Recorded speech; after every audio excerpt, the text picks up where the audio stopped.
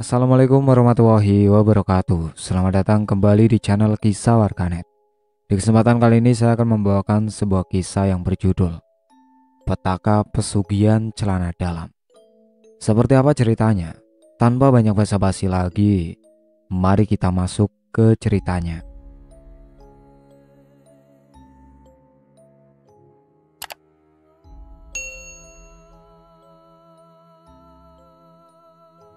Berkorban untuk kedua orang tua dan orang-orang tersayang adalah sebuah kewajiban. Meski tidak semua orang mampu melakukannya. Tidak sedikit kita temui anak yang malah melantarkan orang tuanya di masa tuanya. Sang anak sudah tidak mau peduli lagi, bahkan memasukkan mereka ke panti jompo. Namun banyak juga anak yang terus berbakti kepada kedua orang tuanya dan ikhlas merawat mereka di hari tua, tanpa mengeluh, bahkan rela mengorbankan segalanya. Akan tetapi ketika berbakti pada orang tua, namun memilih jalan yang salah, bahkan melanggar norma agama dan masyarakat, itu adalah suatu tindakan yang kurang terpuji. Niat yang baik dan mulia, tapi bila dilakukan dengan memakai cara yang salah, tetap akan merugikan sendiri, juga merugikan orang lain. Seperti yang tertuang dari kisah kali ini. Malam itu, langit terlihat begitu cerah, dihiasi oleh cahaya bintang yang berkerlap-kerlip dan rembulan yang menerangi setiap sudutnya. Hembusan angin malam menjelang masuknya musim kemarau terasa begitu dingin menusuk sampai ke dalam tulang. Dari kejauhan, di antara gelapnya jalan yang tanpa penerangan, Amir, seorang pria berusia sekitar 20 tahun, dengan lesu mendorong gerobak bubur kacang hijaunya. Dia hendak pulang menuju ke rumah. Wajahnya terlihat begitu murung karena dari pagi sampai malam, jualan bubur kacang hijaunya masih banyak, hanya laku 3 mangkok. Jelas penghasilannya hari itu selama berjualan dari pagi sampai malam, jadi tidak akan bisa menutupi modal yang sudah dia keluarkan. Beban di kepalanya terasa semakin bertambah karena mulai pusing memikirkan tunggakan kontrakan, biaya makan sehari-hari, dan juga biaya pengobatan Bu Marlina, ibunya, yang mulai sakit-sakitan. Tanpa terasa, hati Amir terasa begitu sesak karena dia merasa gagal menjadi seorang anak. Maafkan Amir ya Bu, Amir masih belum bisa membahagiakan ibu, batinnya dalam hati. Ketika masuk ke dalam kontrakan, seorang wanita parubaya menyambutnya dengan penuh senyuman. Amir pura-pura memasang wajah ceria dan membalas dengan menyunggingkan senyum, meski hatinya masih terasa sangat nelangsa. Bagaimana denganmu hari ini, Nak? Tanya Bu Marlina. Amir tidak langsung menjawab, melainkan langsung mencium punggung tangan wanita yang sudah melahirkannya itu. Kemudian ikut duduk di kursi plastik tepat di samping Bu Marlina. Seperti biasa Bu, sepi, saut Amir dengan suara pelan. Amir pun sudah tidak bisa lagi menyembunyikan kekecewaan yang kini menyelimuti dirinya. Bu Marlin sejenak terdiam. Dia seperti bisa merasakan beban berat yang kini sedang dirasakan anak bungsunya itu. Maafkan ibu ya Mir, karena ibu malah menambah beban hidupmu. Hidupmu itu sudah susah, sekarang dengan adanya ibu, malah membuat kamu makin susah. Ucap Bu Marlina dengan suara bergetar, seperti menahan tangis, seraya menundukkan wajahnya yang kini sudah mulai dihiasi keriput. Amir yang mendengar ucapan ibunya tersebut langsung beranjak dari kursi plastik yang sedang didudukinya itu. Kemudian duduk berjongkok persis di hadapan sang ibu, seraya memegang kedua tangan Bu Marlina yang mulai dipenuhi keriput itu. Ibu jangan pernah bicara seperti itu ya. Amir ikhlas kok, berkorban apapun demi ibu. Bahkan nyawa Amir pun rela Amir berikan untuk ibu. Ibu jangan banyak pikiran. nanti penyakit ibu malah tambah parah. Tugas ibu hanya mendoakan Amir. Mudah-mudahan Amir bisa membahagiakan ibu di hari tua ibu ya. Hibur Amir sambil bersimpuh di kaki Bu Marlina. Bu Marlina sangat tersentuh oleh semua ucapan Amir. Amin ya Allah, ya Robbal Alamin. Saud Bu Marlina seraya mengusap-usap rambut Amir dengan penuh kasih sayang. Kini air mata Bu Marlina pun jatuh, bukan air mata kesedihan, tapi air mata kebahagiaan.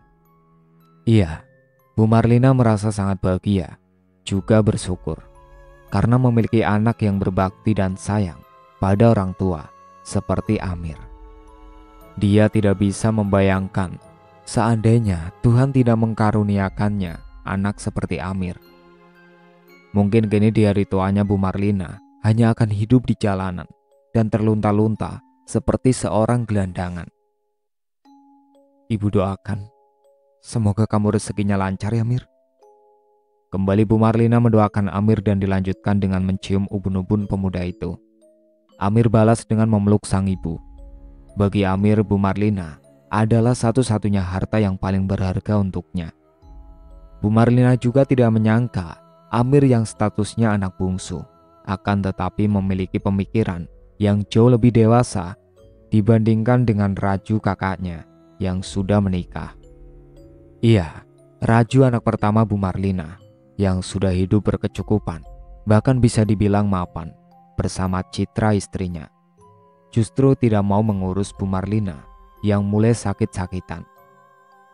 Raju yang kini hidupnya diatur sepenuhnya oleh sang istri, bahkan kini sudah tidak mau tahu lagi tentang sang ibu. Jangankan memberi uang untuk biaya pengobatan Bu Marlina, memberi uang untuk biaya keseharian sang ibu pun Raju tidak mau mengeluarkan uang sepersen pun. Hal ini berbanding terbalik dengan gaya hidup Raju dan Citra yang selalu menunjukkan kemewahan dan berlimpah harta. Dulu Bu Marlina sempat jatuh terpleset dari kamar mandi karena penyakit vertigonya rupanya kambuh lagi. Amir yang saat itu tidak punya uang sama sekali untuk membawa sang ibu ke rumah sakit, segera mendatangi rumah sang kakak. Dia terpaksa datang ke sana dengan harapan Raju akan memberinya uang buat membayar pengobatan ibu kandung mereka. Namun apa yang dibayangkan oleh Amir sama sekali tidak terjadi. Baru saja kedua kakinya melangkah ke teras rumah mewah Raju dan Citra yang berlantai 2 itu, sebuah bentakan sudah lebih dulu menyambutnya. Ngapain kamu kesini? Bentak Citra istri Raju yang tahu-tahu sudah berdiri berkacak pinggang dan memandang dengan penuh rasa tidak suka padanya. Amir kaget karena tiba-tiba dibentak, tapi dia mencoba untuk tenang. Maaf Teh Citra, Kak Rajunya ada, kata Amir dengan suara sedikit gemetar dan wajah yang menunduk. Mau apa kamu nyari suami saya? Pasti mau minta duit ya? Todong Citra yang kembali berbicara dengan nada bentakan yang sama seperti sebelumnya. Tiba-tiba saja, lidah Amir terasa keluh. Mendadak rasa takut menyergapnya. Iya, itu beralasan sebab Citra sang kakak ipar selama ini bukan hanya dikenal judes dan galak, namun juga suka merendahkan Amir dan ibunya, hanya karena latar belakang keluarga mereka yang miskin. Citra lupa kalau seluruh warisan dari kedua orang tua Raju dan Amir sudah diambil semuanya oleh Raju untuk bekal dia menikah dengan Citra. Sampai-sampai rumah satu-satunya tempat tinggal Bu Marlina pun dijual Raju. Akibatnya, terpaksa Bu Marlina tinggal di kontrakan sederhana bersama Amir. Karena Citra tidak mau tinggal serumah dengan Bu Marlina dengan alasan ingin belajar mandiri. Padahal sebenarnya memang Citra tidak mau Raju jadi dekat dengan Bu Marlina. Setelah itu, Amir pun terpaksa putus sekolah dan bekerja mencari nafkah untuk dia dan sang ibu dengan berjualan bubur kacang hijau keliling dengan memakai gerobak. Penghasilan Amir yang tidak menentu setiap harinya membuat dia dan Bu Marlina hidup dengan serba keterbatasan. Tadinya Bu Marlina minta Amir memasukkannya ke panti jompo saja. karena dia tidak mau terus-terusan membebani Amir. Bahkan Amir sampai rela diputuskan oleh Wiwi pacarnya. Ngomong yang bener, jangan nganggeng-nganggeng gitu. Iya kan, kamu pasti mau minta uang ke suami saya. Jawab. Bentak Citra kali ini kedua matanya melotot. Amir masih dengan tertunduk akhirnya menjawab. Meski dengan badan yang masih gemetar menahan rasa takut, bercampur rasa sedih. Iya teh, tadi ibu jatuh kepleset dari kamar mandi. Saya mau bawa ibu ke rumah sakit untuk diperiksa. Tapi saya tidak punya uang. Kata Amir dengan nada bicara lirih, seperti menahan tangis. Enak aja datang-datang ke sini minta uang. Kalau kamu tidak punya uang, ya jangan dibawa ke rumah sakit. Kasih aja obat warung yang murah. Gitu aja kok repot. Cerocos Citra.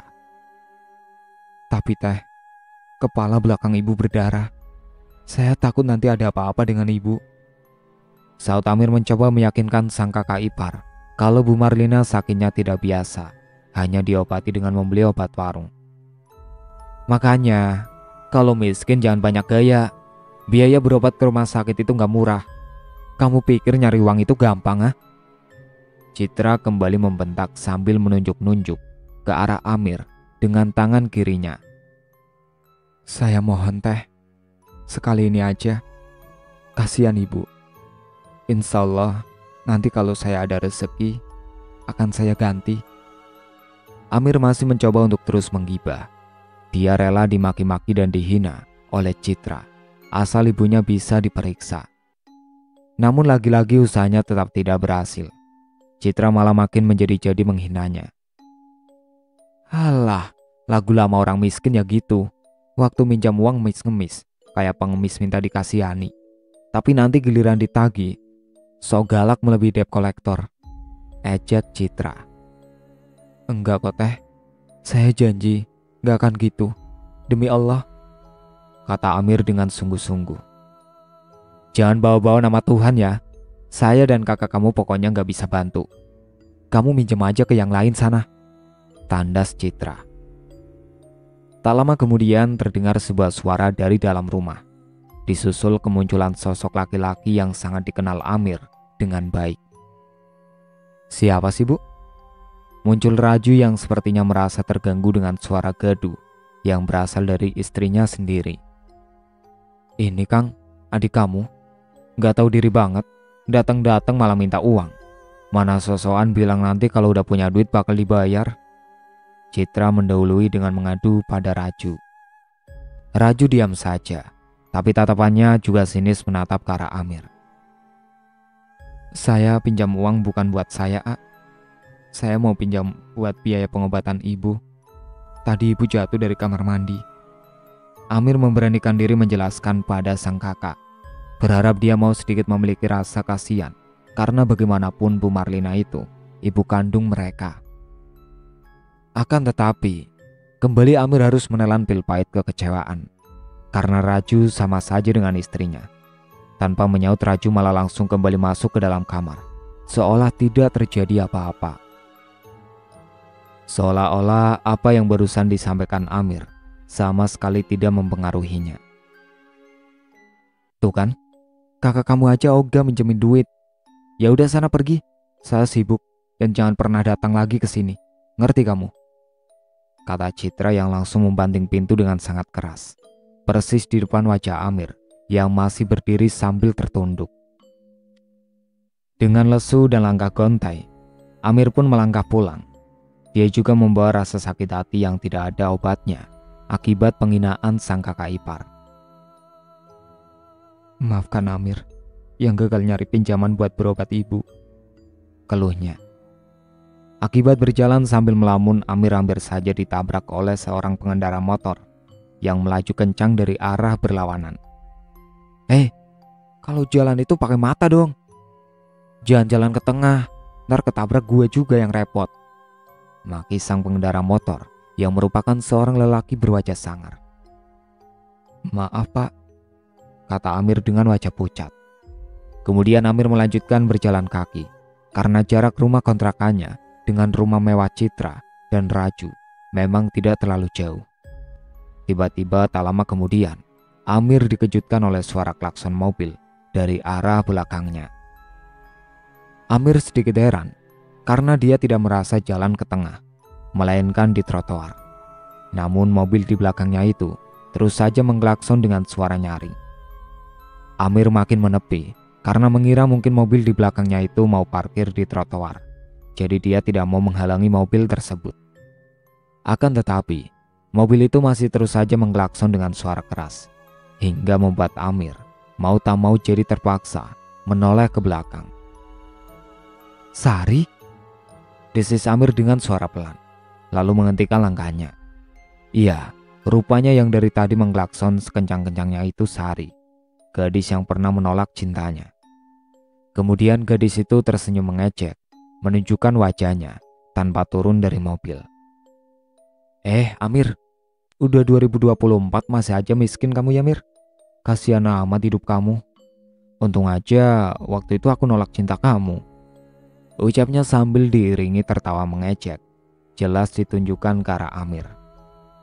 Sementara itu seorang laki-laki berpenampilan parlente yang ada di samping Sari ikut tertawa dengan mimik wajah yang juga ikut merendahkan Amir.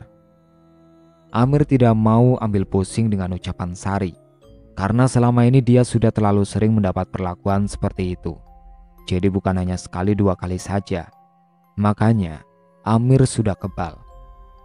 Dia pun membalikkan badan dan meneruskan melangkahkan kakinya menuju kontrakan. Diajakin ngobrol kok malah pergi sih? Dasar kamu tuh gak sopan banget ya Mir. Yakin kamu gak mau kenalan sama Thomas pacar aku yang super tajir ini? Ya mana tahu ada lowongan jadi OB atau tukang kebun di rumah Thomas. Kan lumayan gajinya, daripada kamu jadi tukang bubur kacang hijau keliling. Suara nyaring Sari terdengar mengejeknya dan kembali diselingi tawa yang sungguh makin menyilet hati Amir. Matahari mulai terbenam. Sang rembulan dengan malu-malu mulai sedikit menampakkan wajahnya di antara wajah langit yang mulai berwarna pekat. Pada saat itulah berkumandang adzan maghrib. Amir yang sedang keliling jualan langsung menghentikan gerobak jualannya di depan sebuah masjid yang ada di tempat itu. Suara adzan maghrib. Aku mau sholat maghrib dulu lah, gumam Amir yang kemudian meletakkan gerobaknya di pinggir, tidak jauh dari lokasi tempat penyimpanan sendal masjid. Ini bukan pertama kalinya Amir ikut sholat di masjid tersebut. Jadi dia sudah merasa yakin kalau pasti aman untuk menyimpan gerobak jualannya di sana. Setiap kali menggelar sajadah dan berdoa sesudah menjalankan ibadah sholat, Amir selalu memohon doa yang sama kepada Tuhan. Dia hanya minta semoga ibunya diberikan kesehatan dan semoga dia bisa mendapatkan rezeki berlimpah agar bisa memberikan kebahagiaan untuk ibunya. Begitu juga dengan doanya kali ini yang diucapkan Amir dalam hati dengan menahan sesak di dadanya. Iya, cacian dan makian dari Citra, sikap dingin Raju sang kakak, dan yang terakhir, hinaan dari Sari. Berikan saya kekuatan agar bisa tetap bertahan dengan semua cobaan ini ya Allah, ucap Amir pelan seraya menyusut air mata yang tanpa terasa perlahan membasahi pipinya. Nah Amir, apa bubur kacang hijaunya masih ada? Bapak mau beli? Sebuah suara berwibawa tiba-tiba mengagetkan Amir, disusul dengan sebuah tangan yang menepuk pelan pundaknya. Amir langsung menoleh. Di depannya sudah berdiri Ustadz Rahman yang memandangnya sambil tersenyum dan sorot wajah yang membawa keteduhan. Oh, ada Pak Ustadz, masih banyak malahan, sahut Amir. Wajahnya berubah sumringah karena akhirnya malam ini ada yang membeli dagangannya. Saya pesan 40 bungkus ya, buat dibagikan ke para jemaah pengajian malam ini, ba'da sholat isya. Bisa kan? Kembali wajah teduh itu menatapnya. Hah? 40 bungkus Pak Ustadz? Oh bisa banget. Sebentar ya, saya akan langsung bungkusin, kata Amir dengan wajah yang begitu bahagia. Seraya langsung berdiri dan setengah berlari menuju gerobak dagangannya yang masih terparkir di luar.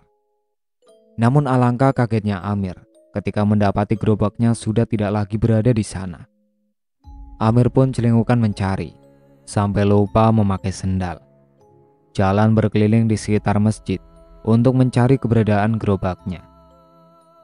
Ya Allah, kemana gerobaknya? Kok ngilang sih? Jangan-jangan ada yang mencuri, keluh Amir. Senyum kebahagiaan yang tadi sempat dirasakannya langsung lenyap, tidak berbekas. Setelah lelah mencari ke sana kemari, bahkan Amir sampai berjalan ke jalan raya, tetap juga tidak ada. Akhirnya Amir pun terduduk lesu di pinggir jalan sambil mengacak-acak rambutnya sendiri. Sebagai pelampiasan rasa kesal, kecewa, dan marah yang bercampur aduk menjadi satu. Sudahlah, jangan ditangisi. Lebih baik kamu ikut saya sekarang. Tiba-tiba sebuah suara terdengar di telinganya. Amir celingukan mencari asal suara, tapi tidak ada siapa-siapa di sana. Amir baru sadar kalau saat itu dia sedang duduk tepat di depan sebuah pintu gerbang pemakaman umum yang ada di desanya. Kamu tidak perlu tahu siapa saya. Bila kamu ingin mengubah nasibmu dengan cepat, datanglah ke tempatku di gubuk paling ujung sebelah makam. Lanjut suara tanpa wujud itu. Bila ditelisik dari karakter suaranya itu, adalah suara seorang kakek-kakek. Amir masih termenung berusaha menimbang-nimbang tawaran tersebut, sampai akhirnya suara tanpa wujud itu kembali bergema. Kamu sayang ibumu kan, Jang? Ingin membahagiakan ibumu kan? Kata suara itu lagi membuat Amir tersentak. Kok dia bisa tahu soal aku dan ibuku? Gumam Amir. Kembali Amir terkejut karena lagi-lagi suara misterius itu menimpalinya. Aku bukan hanya tahu soal kamu dan ibumu, Jang. Tapi aku juga tahu soal kakak ipar dan kakak kandungmu yang pelit. Tidak mau meminjamkan uang untuk pengobatan ibumu. Betul kan? Kembali suara misterius itu terdengar bergema di telinganya. Amir yang penasaran sekaligus tertarik dengan penawaran dari suara misterius itu, akhirnya memilih untuk mencoba mengikuti sarannya. Tidak ada salahnya aku coba dengan datang ke tempat yang tadi dikatakan suara misterius itu, daripada aku makin pusing gara-gara baru kehilangan gerobak dan tidak membawa uang sepersen pun, kata Amir dalam hati. Singkat cerita, Amir pun segera masuk ke dalam komplek pemakaman tersebut.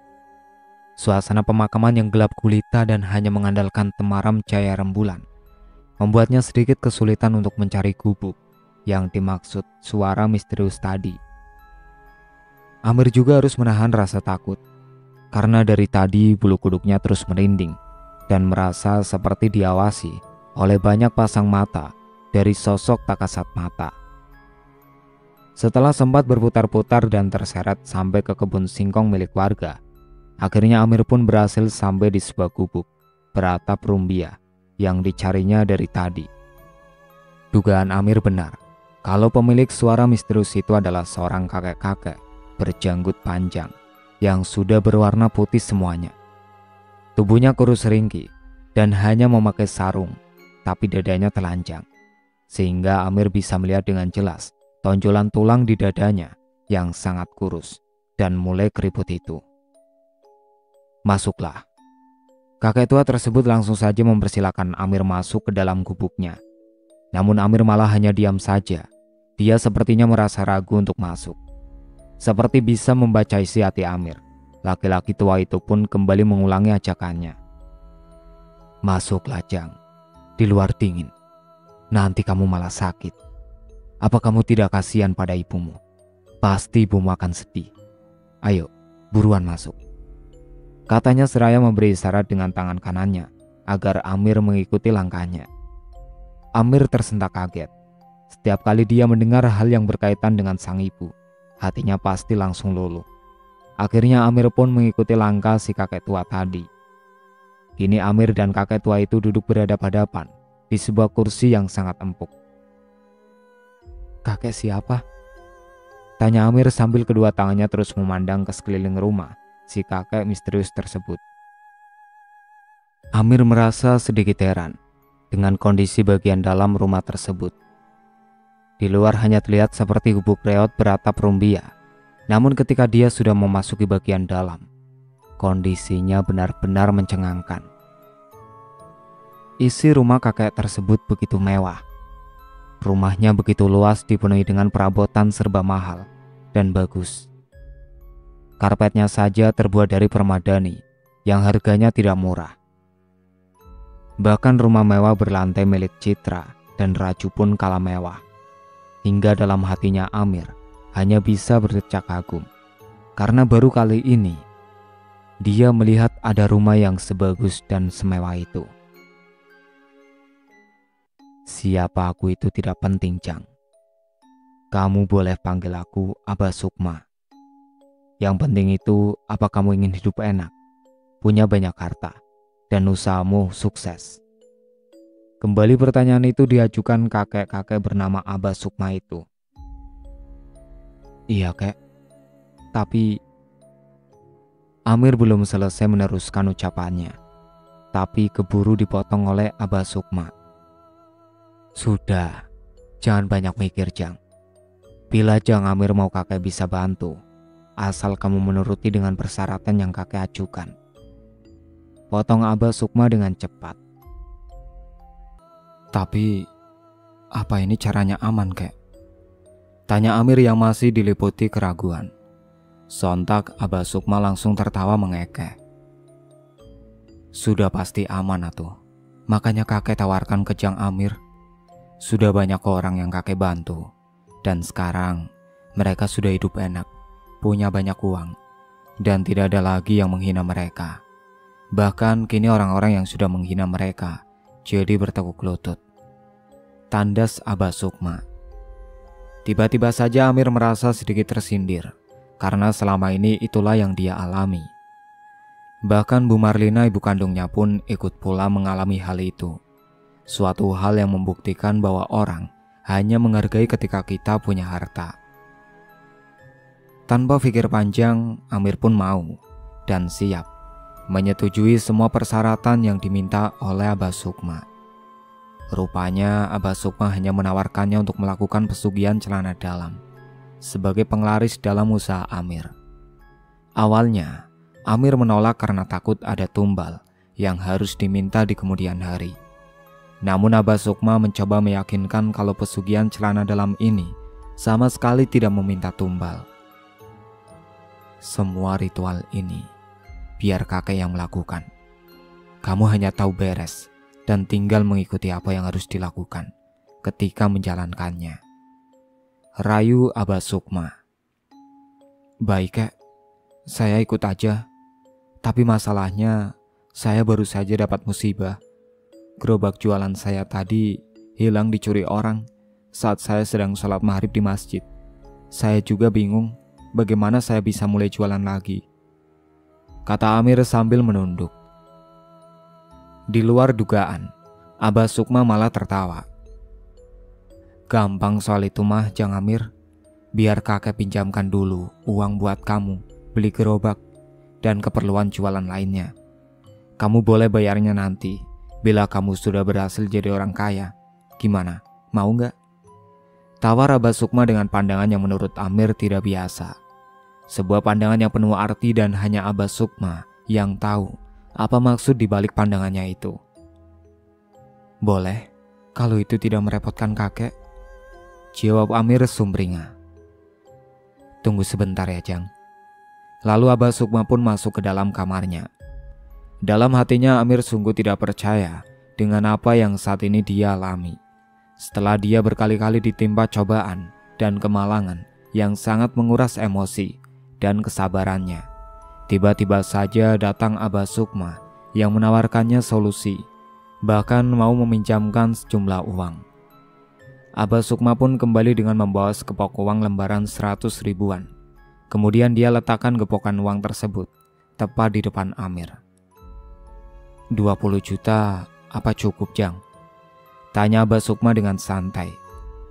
Amir kaget karena baru kali ini dia ditawari pinjaman uang sebanyak itu. Hah? 20 juta?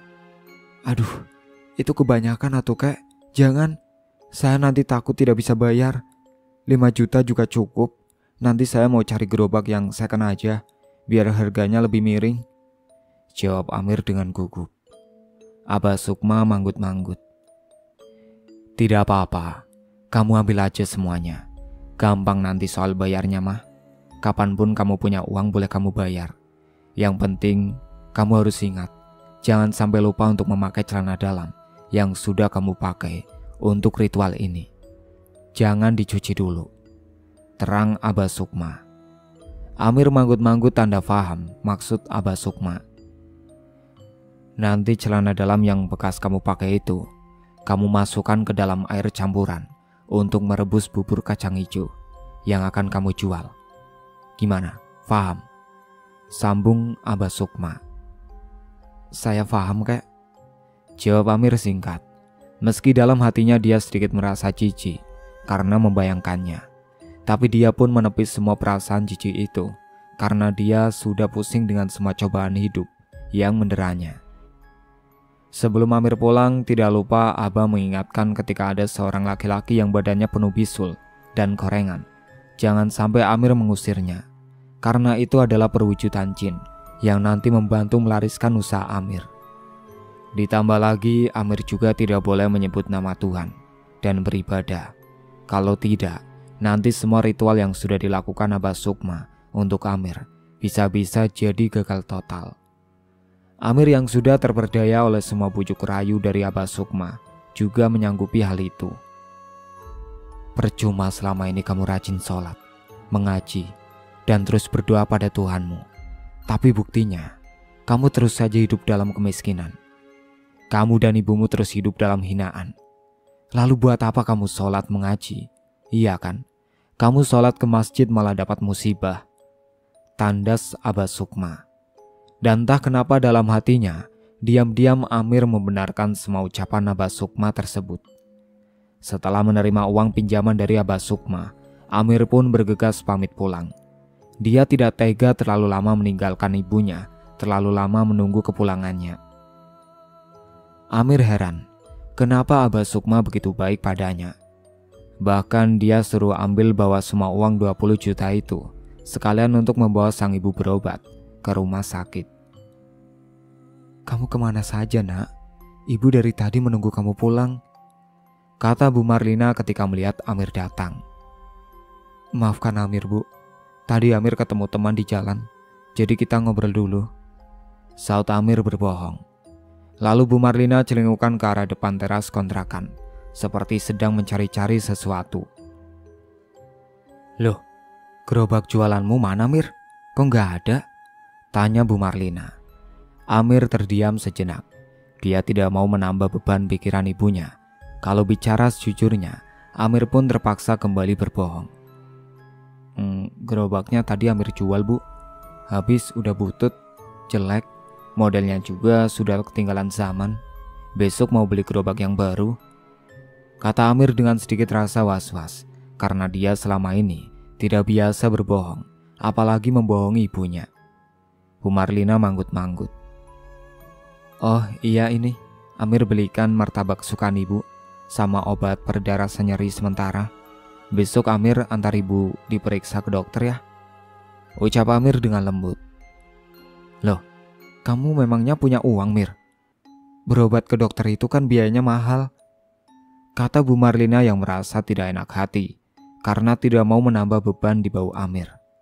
Amir hanya tersenyum. Tidak apa-apa ibu, doain aja, semoga besok jualan Amir laris ya bu, pinta Amir. Bu Marlina tersenyum, lalu Amir membimbing sang ibu masuk ke dalam rumah. Singkat cerita, Amir pun sudah mendapatkan gerobak baru yang jauh lebih bagus dan mahal dibanding gerobak lamanya yang dicuri tempo hari. Seperti biasa, subuh-subuh pulang dari pasar, Amir pun langsung merebus bubur kacang hijau dan membuat kuah kentalnya. Meski jijik, Amir tetap melaksanakan perintah Abah Sukma, yaitu memakai air rendaman celana dalam yang dia pakai. Kemudian dia campurkan air rendaman tersebut ke dalam air untuk merebus dan juga untuk membuat kuah kentalnya. Bu Marlina yang subuh-subuh pas azan subuh baru terbangun, langsung menyapa Amir. Kamu gak sholat subuh Mir? Tanya Bu Marlina. Iya, Bu Marlina merasa heran. Biasanya setiap kali adzan subuh berkumandang, Amir suka menyempatkan dulu ikut sholat subuh berjamaah di masjid dekat rumahnya. Tapi kali ini Amir malah tetap sibuk di dapur, mengaduk-aduk kacang hijau yang sedang direbus. Sebentar lagi Bu, lagi tanggung nih. Amir mencoba memberi alasan agar ibunya tidak curiga kalau Amir yang sudah terpengaruh akan ucapan Abah Sukma, mulai hari itu memutuskan untuk tidak akan menjalankan lagi ibadah seperti yang biasa dia lakukan. Biar ibu yang gantikan mengaduk-aduk bubur kacang hijaunya, kamu sholat subuh dulu sana, tawar Bu Marlina. Tapi Amir tetap menolak dengan alasan bajunya kotor, jadi nanti dia sholat subuhnya habis mandi. Awalnya Bu Marlina merasa sedikit heran, tidak biasanya Amir menolak bantuannya. Tapi Bu Marlina menepis jauh-jauh prasangka buruknya itu. Amir juga tidak kalah deg-degan. Iya, dia takut ibunya nanti sampai tahu kalau dia memakai rendaman celana dalam untuk campuran rebusan jualannya. Pagi-pagi sekali Amir sudah berkeliling menjual bubur kacang hijau. Tapi baru saja dia meninggalkan rumah kontrakan, tiba-tiba 2 orang ibu-ibu memanggilnya mau membeli. Disusul para warga yang hendak mengantarkan anaknya ke TK, juga mampir dulu untuk menikmati semangkuk bubur kacang hijau jualan Amir. Tumben, bubur kacang hijau kamu kok rasanya beda, Mir? Celetuk seorang ibu-ibu yang sedang menikmati semangkuk bubur kacang hijau bersama ibu-ibu lainnya di bangku panjang yang disediakan Amir. Amir kaget, tiba-tiba saja dia khawatir kalau ibu itu bilang rasanya aneh atau bahkan tidak enak. Memangnya rasanya kenapa Bu? Tidak enak ya? Tanya Amir sambil deg-degan menunggu jawaban ibu itu. Ih, siapa bilang gak enak? Justru ibu mau bilang ini rasanya enak banget ya Amir. Lebih enak dibanding bubur kacang hijau langganan ibu. Puji ibu tersebut seraya mengacungkan jempolnya ke arah Amir. Amir pun lega.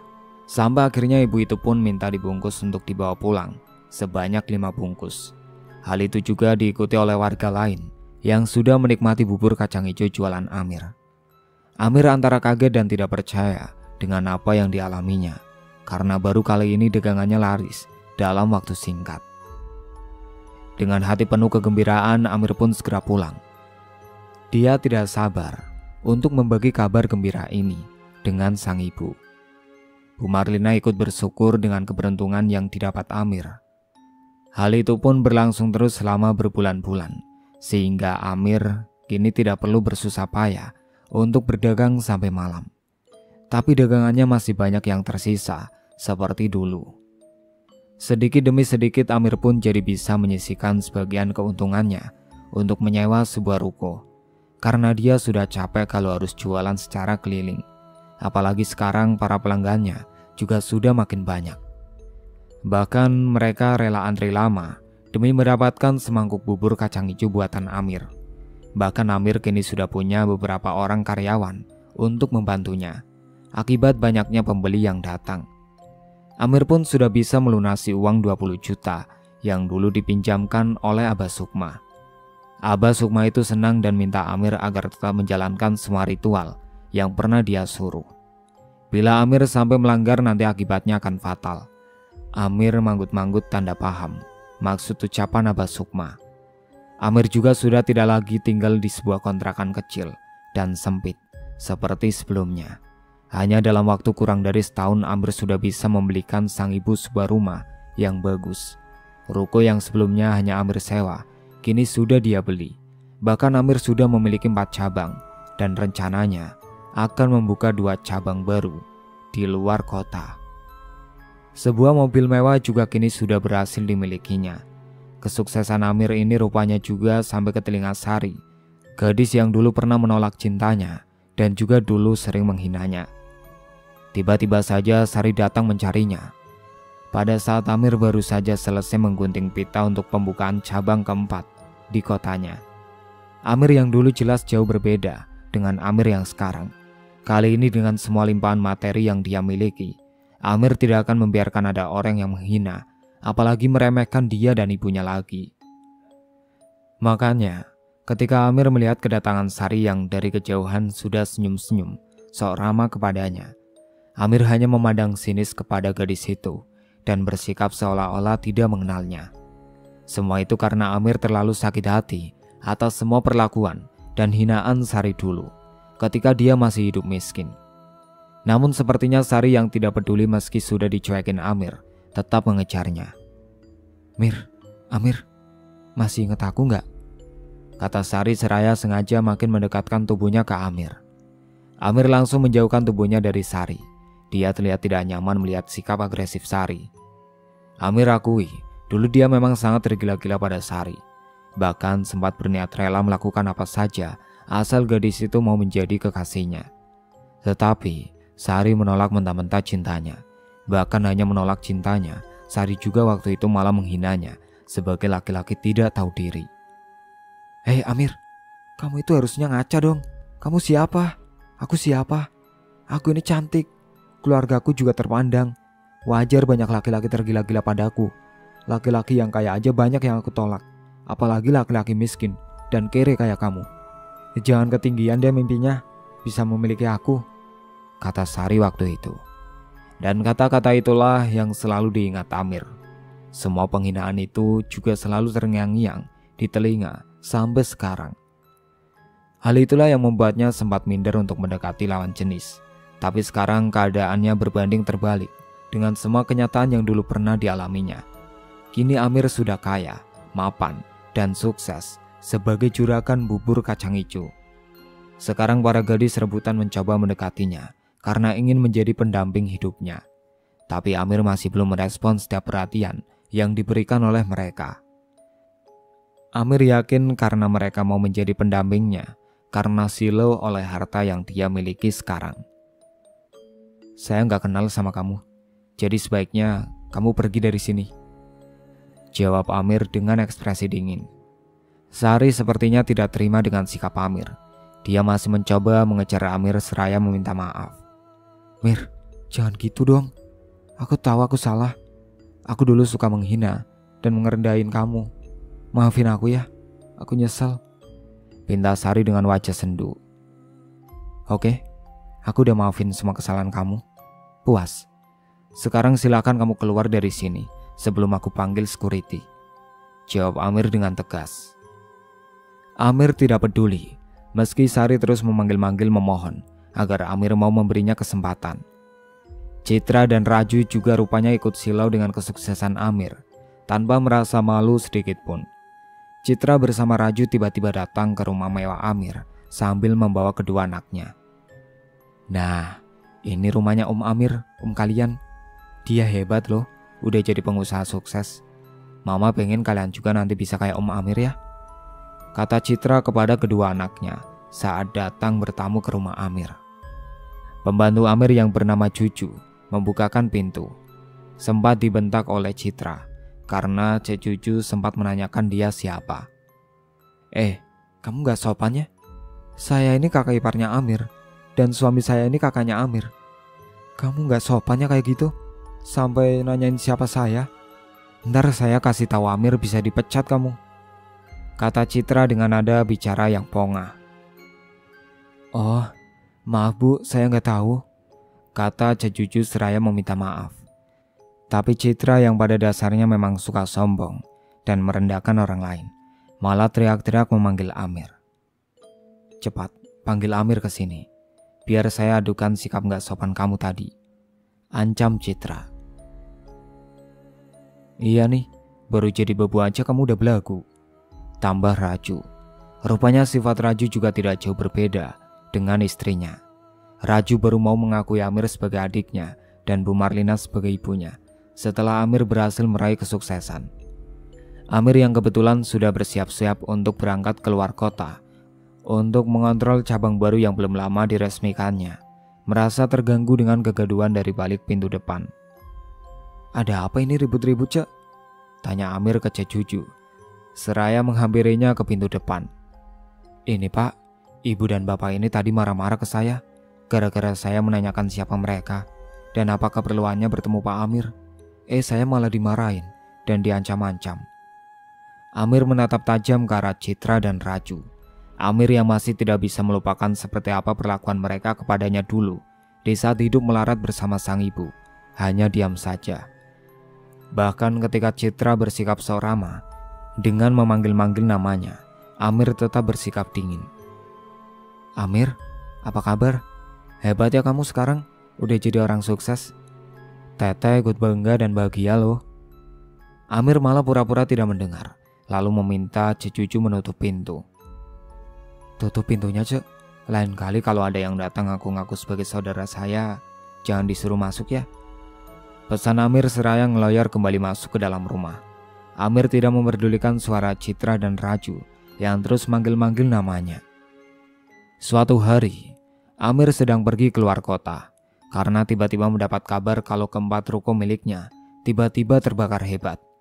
Amir jelas heran, kenapa semua itu bisa terjadi pada saat yang bersamaan. Belum selesai masalah, datang lagi masalah yang baru. Kali ini giliran 2 ruko cabang di luar kota yang tiba-tiba terbakar hebat. Akibatnya Amir pun jadi menderita kerugian miliaran. Karena ke-6 ruko itu dia beli, bukan disewa. Hati Amir juga sangat terpukul ketika mendapat kabar kalau ibunya tiba-tiba saja kena serangan jantung, lalu meninggal. Padahal sebelum Amir tinggal keluar kota, kondisi Bu Marlina sehat-sehat saja. Namun para pemandi jenazah di belakang Amir membicarakan keganjilan kondisi jenazah Bu Marlina yang membiru dan kedua matanya membelalak seperti ketakutan habis melihat sesuatu. "Pasti ada yang tidak beres ini," keluh Amir. Amir lalu pergi ke tempat Abah Sukma. Anehnya dia sama sekali tidak menemukan gubuk tempat tinggal Abah Sukma tersebut. Padahal Amir yang sebelumnya sudah 2 kali datang ke sana masih hafal di mana posisi gubuk Abah Sukma itu berada. Amir sudah memanggil-manggil Abah Sukma hingga suaranya serak. Namun yang dia cari tidak juga ketemu. Amir pun memutuskan pulang kembali ke rumahnya. Tiba di rumah, Amir malah kaget ketika mendapati warga sudah berkerumunan di depan rumah mewahnya. Warga bilang rumah Amir juga kebakaran. Namun anehnya, meski kebakarannya begitu hebat, namun api sama sekali tidak menyambar ke rumah warga yang berdempetan dengan rumah Amir. Keganjilan ini juga bisa dirasakan oleh Amir. Iya, Amir tidak tahu kalau penyebab musibah yang menimpanya itu gara-gara salah seorang karyawan ruko cabang bubur kacang hijaunya pada malam hari ketika ruko mau tutup tiba-tiba kedatangan seorang pria bertelanjang dada dengan kondisi yang sangat menjijikan. Sekujur tubuhnya dipenuhi oleh bisul, borok, dan koreng yang menebarkan bau yang tidak sedap. Saking jijiknya sang karyawan malah mengusirnya. Dia tidak tahu kalau itu adalah pantangan untuk pesugihan celana dalam yang dilakukan oleh sang majikan. Bahkan sudah diwanti-wanti oleh Abah Sukma. Amir merasa menyesal. Ibunya yang sangat dia sayangi melebihi apapun malah akhirnya meninggal karena dijadikan tumbal oleh jin perewangan Abah Sukma yang berwujud laki-laki korengan yang pernah mendatangi ruko Amir. Hal itu Amir ketahui dari Ustadz Rahman yang sempat didatangi arwah Bu Marlina yang terus minta tolong kepada Ustadz Rahman. Kondisi tubuhnya dirantai oleh sosok laki-laki tinggi besar yang berbulu lebat. Bu Marlina pun terus diseret dan dipukuli oleh sosok itu. Amir yang merasa frustasi dan tidak bisa menerima kenyataan juga merasa kecewa karena bersekutu dengan jin justru malah makin menghancurkan hidupnya serta membuat dia harus kehilangan sosok yang paling dicintainya, yaitu ibunya. Keesokan harinya, ditemukan warga, tubuhnya sudah tergantung dengan seutas tali tambang, menjerat lehernya di atas pohon pete milik salah seorang warga. Itulah akhir cerita yang berjudul Petaka Pesugihan Celana Dalam. Sekian dari saya. Wassalamualaikum warahmatullahi wabarakatuh.